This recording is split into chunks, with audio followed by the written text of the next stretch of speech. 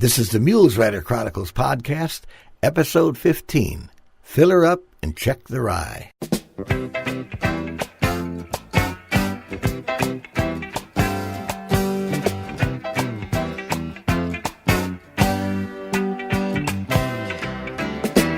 Hello out there, friends, and welcome to another episode of the Mules Rider Chronicles podcast. I am Craig Marlette, the Mules Rider, and the stories you will hear on this podcast are from my own life, as I have traversed the planet on my quest for the true meaning of life. Stories many people find either totally outrageous, hard to believe, or both. But are they true stories or just tall tales oozing from the deep caverns of the frontal lobes of my brain into the microphone sitting on the desk before me? That is for you to decide. So stay with me for the next several minutes and have a laugh at my expense.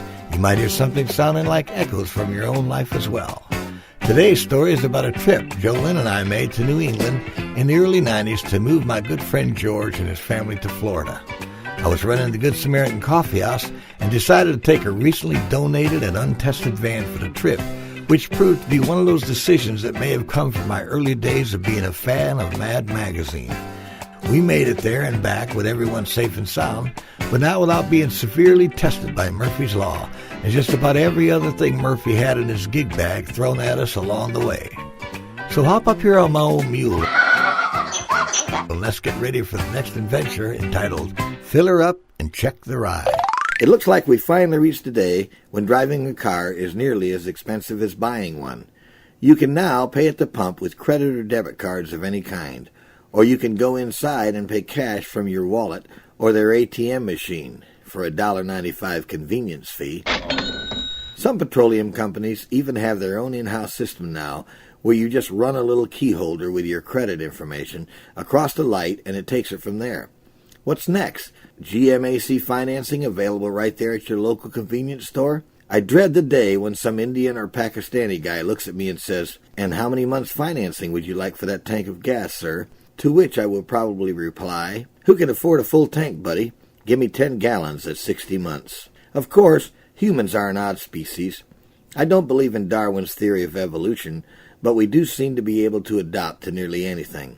I mean, just the other day I got excited about the fact that gasoline had gone back down to $2.44 a gallon. A year ago I was complaining about $1.35, and now I get excited if it drops below $3. Yippee! I've become trapped by my own adaptability. It's a pitiful thing, but it's just a sign of what weenies we've become. I mean, where would we be today if those early Bostonians had said, "It's just the way life is. The price of tea goes up, the price of tea goes down. It's the nature of economics." No, they got ticked off. They realized they were getting shafted by the King of England, and they threw the whole shipment into the Boston Harbor. It wasn't always like this, though. I remember a time when 30 cents gave you a choice of a gallon of gas or a pack of cigarettes anywhere.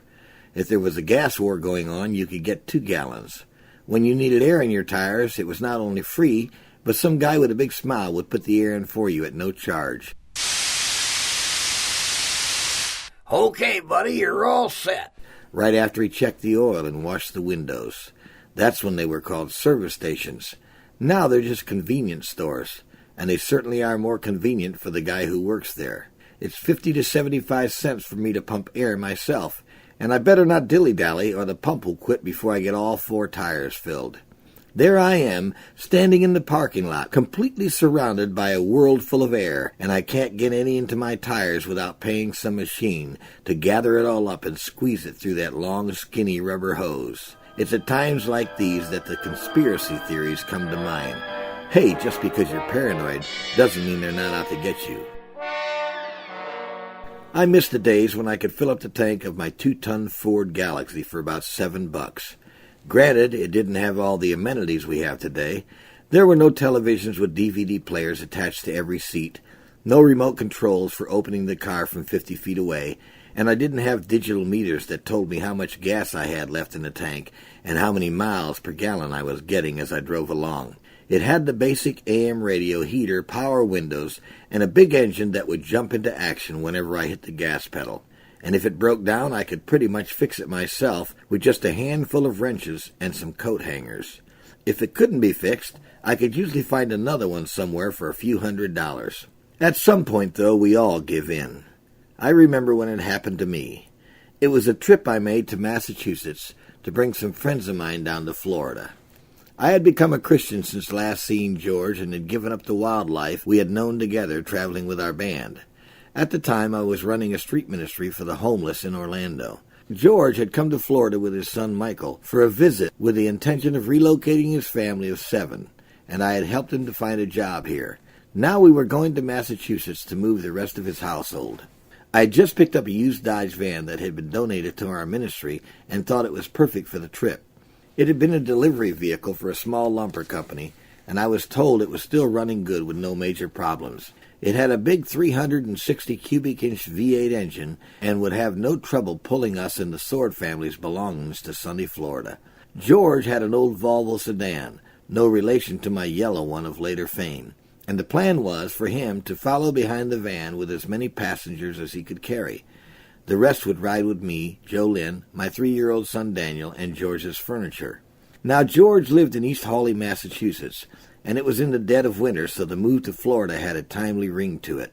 He had just hung up his Krishna tambourine, and when he scratched the red dot off his forehead, he found the words, "Head South." Apparently, Horace Greeley had been reincarnated from some Indian dude, but got the wrong directions. Now we're stuck with California and can't give it back to Mexico. Anyway, George's next-door neighbor was a radio. He said he could tune to anything anyone was thinking, anywhere, anytime, and could also broadcast radio frequencies from his brain. I put my ear next to his head and I could hear the ocean. I knew then it was definitely time for George and his family to leave Massachusetts. It was after 1980 and the price of gas had reached $1 per gallon, so wannabe inventors started coming out of the woodwork, hoping to profit from the situation. My father-in-law had worked for an aerospace company for a few years, and the only thing he had left to show for it was a rig called a gasoline expander. It was a simple contraption that looked like a souped-up version of the filter system on my Grandma Noel's guppy tank. He said an engineer friend had developed it, but the company had fired him and took it as part of their R&D agreement he had signed when he was hired. It seemed the company had no interest in fuel economy, so it hit the shelf right alongside the home saltwater converter. He kept one, though, and now it was mine for the taking. What did I have to lose? I put it in my toolbox and headed out for Massachusetts. The trip was fairly normal for me, and the van ran okay. Since we were only getting about 15 miles to the gallon, I decided that when I got to Massachusetts, I would put that gas expander in and see if it really worked. It was a fairly simple gizmo that hooked into the fuel line like a gas filter. The gasoline supposedly would go into the expander and be charged with oxygen, which would give it a higher capacity for fuel efficiency. Hey, what did I know? I'm no Tesla. George and I did manage to hook it up, though, with a thin hope that our MPG would increase on the trip back to Florida. By the time we got to East Hawley, his wife Mary had already given away most of the things she deemed unnecessary, which could have been the best stuff since George and Mary had never been into material things, and others probably needed it more anyhow. Of course, George, having lived there for several years now, thought it was customary to have a goodbye jam session with all the neighbors, so we ended up staying the night in East Hawley. Mary had just purchased a 50-pound sack of rye at the local co-op and thought it should make the trip. Years in the Krishna movement had given them a real taste for natural things, but I had second thoughts, having never seen rye, except embedded in toast. I thought we should cook some to see if it was worth taking, so before we went to bed, she put a couple of pounds on the stove. After about 12 hours of non-stop boiling, it was still like chewing on 50-year-old leather. So Jolyn talked them into taking only 10 pounds. We loaded the 10 pounds of rye, the kids, the furniture, and the musical instruments, and drove off into the day like Robin Hood and his merry men. I wasn't quite as merry as them, though, since we had eaten all that boiled rye for breakfast, and I had spent the better part of the morning in the bathroom. Talk about getting your fiber. I felt like I had eaten a thatched rug. I knew then that Yule Gibbons had not died of natural causes, but had probably eaten some rye for breakfast along with his pine bark. My wife was smarter than me. She wouldn't touch the stuff. For sure. I wish I would have known about rye when I was 10. It could have saved me from the whipping I got for passing X-Lax to the neighborhood kids for candy. Once on the road, I was very interested in seeing if the gas expander really worked. I kept an eye on the odometer and did the math. It wouldn't take long to find out whether or not my father-in-law's friend was the next Ronco or just a school science teacher who had missed his calling. About 200 miles into the trip, George's old Volvo blew some rings and started burning lots of oil. So much black smoke was pouring out of the tailpipe, we had to stop nearly every hour to put in some oil. This took precedence over the gas mileage, so no one really kept a log, at this point being busy watching the Volvo smoke. We managed to sputter along until Virginia, where it gasped its last breath and gave up the ghost. We sold it to a guy at a gas station for $35 and loaded everyone into the already stuffed van. The old lumber van now carried me, my wife, and our son Daniel in the front seat, and George, Mary, and 4 of their children stuffed neatly in the space between us and all their earthly possessions. By this point, the possessions had been narrowed down to a large acoustic contrabass, a washer and dryer, several guitars, a bass amp, 2 tambourines, a set of Indian drums, and Mary's favorite lamp. They had also kept 1 dining room chair, which they shared along the way. All we needed now was a trail boss named Rowdy, and we were ready for our own TV series. It was still cold outside, so all the warm bodies huddled together made up for the fact that the van heater didn't work that well. Having sold the oil-burning Volvo, we could now get back to the study of fuel economy. The van seemed to be running all right, but if there was any change in the mileage, it was not much. Considering we had no instructions for proper installation, I decided that it was possible we had put the unit on backwards, using the logic that it might even be reducing our fuel economy if that were in fact the case. Taking no chances, we turned it around and reinstalled it, hoping this would show a marked change. It did. Within about 10 miles or so, the van quit running altogether. This was a new development requiring some serious mechanical ability. How were we going to improve this newfangled contraption before it even got off the ground? Here we were pioneering something that could change the world economy, and we were the ones chosen by divine intervention to road test the product. Who knows, we might all become millionaires. That was all too complicated for us. I took the stupid thing off and threw it into a trash bin where some guy was rummaging for aluminum cans. We had real problems to deal with now.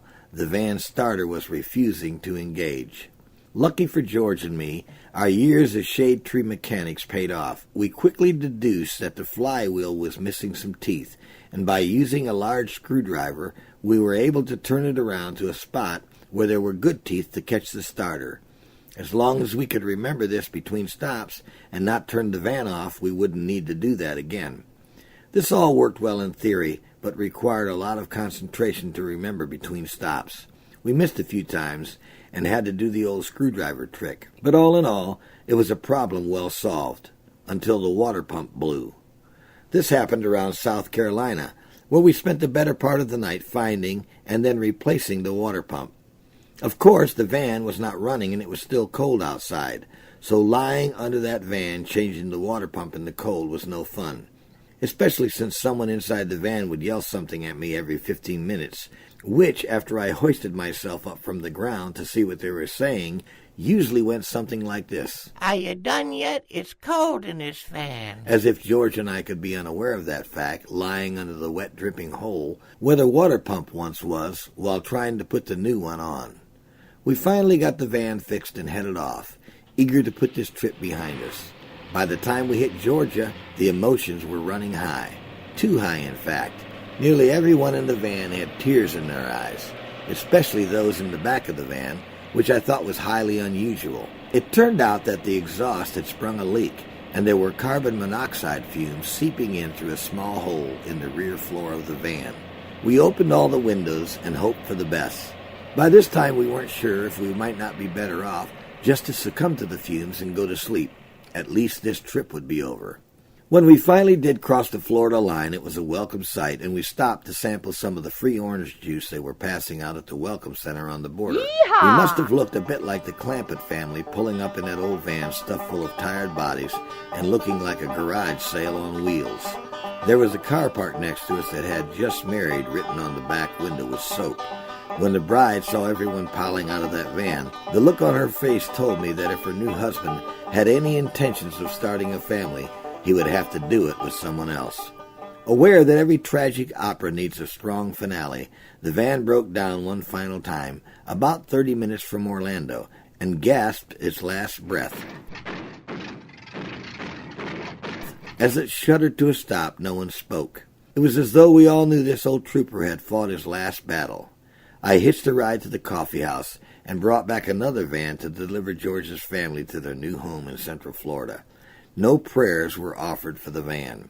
Truthfully, I had forgotten all about this trip until just recently when that gas expander turned up for sale on eBay. Seen some guy claims that while rummaging through a trash can in North Carolina, he was hit in the head by an object hurled from a passing UFO. And when he woke up, he found this unusual gadget lying on the ground next to him. It took him 20 years to understand its purpose, he said, but he finally figured it out with the help of a psychic. He claims it was a futuristic technology that was given to him when he was taken up in the spaceship and abducted by aliens. He has now been given the task of bringing it to our world to save our planet from the extensive use of fossil fuels. I hope he has better luck than me and can hook it up right. I never could figure it out. Maybe he can get the gas mileage up high enough so I can buy another old Ford Galaxy and ride around in style again like the good old days without having to refinance my home to do it. I once heard a preacher say that a man's life is measured by the things he has successfully endured. All that said, in the end, it's what we are willing to go through for the ones we love that counts. Sometimes I think God is up there looking down on us, and to make life interesting, he just keeps moving the goal line. There was something magical about 3 gallons for $1, 5-cent candy bars, and $0.25 for the picture show. You just knew it was too good to last. I don't sweat it all that much these days. I've gotten to that age where most of my friends, like me, have settled down and don't move that much. We now sit around and talk about the good old days and watch the younger generation pass by in jogging shoes that probably cost more than our first cars. I don't need to be abducted by aliens to realize the world is in trouble. I've got grandkids. Just wondering what the future holds for them is enough to keep me on my knees. I've given up on imagining what their world might be like. According to talk radio these days, what I really need to worry about is what language they'll be speaking in. As for the rye, I could probably use some right now. The older you get, the more you appreciate the natural things in life. My wife still hates this stuff, though.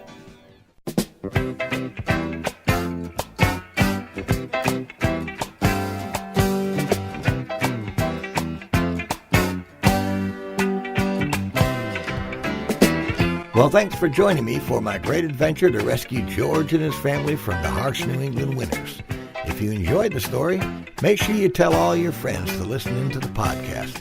You can find us at our website at www.themuleswriterchronicles.com or on iTunes, Facebook, YouTube, TuneIn, iHeartRadio, Stitcher, or wherever you heard this broadcast today.